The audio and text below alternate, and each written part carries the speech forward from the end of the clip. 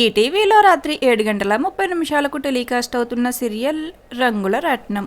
ఈ సీరియల్లో యాక్ట్ చేస్తున్న హర్ష, గోపి, మల్లి, మాధవి ఇలా ప్రతి క్యారెక్టర్ కు ప్రేక్షకుల్లో మంచి గుర్తింపు లభిస్తుందనే చెప్పవచ్చు. మరి ముఖ్యంగా ఈ సీరియల్లో రాణి క్యారెక్టర్ లో యాక్ట్ చేస్తున్న నయన, రాణితో పాటు మాధవి క్యారెక్టర్ లో కూడా నటిస్తూ డ్యూయల్ రోల్లో ప్రేక్షకులను అలరిస్తున్నారు. అయితే గతంలో రంగుల రత్నం సీరియల్ ఎండ్ అవుతుంది అని కొన్ని వార్తలు వచ్చినప్పటికీ సీరియల్ ను ఎండ్ చేయలేదు. ఇక ప్రస్తుతం రంగుల రత్నం సీరియల్లో ట్విస్టులన్నీ రివీల్ అయ్యి అంతా ఒక్కటయ్యారు. రాణి, రాధాకృష్ణ కలిసిపోయారు. ఇక చనిపోయింది అనుకున్న మాధవి కూడా తిరిగి రావడంతో హర్ష, మాధవి ఒక్కటయ్యారు.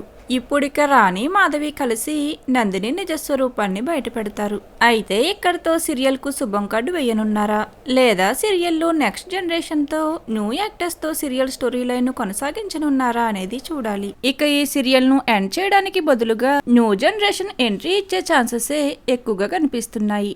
మరి రంగుల రత్నం సీరియల్ ను ఎండ్ చేస్తే బాగుంటుందా, లేదా సీరియల్ ను న్యూ జనరేషన్ తో కొనసాగిస్తే బాగుంటుందని మీరు అనుకుంటున్నారా లేదా అనేది కామెంట్ సెక్షన్ లో కామెంట్ చేయండి.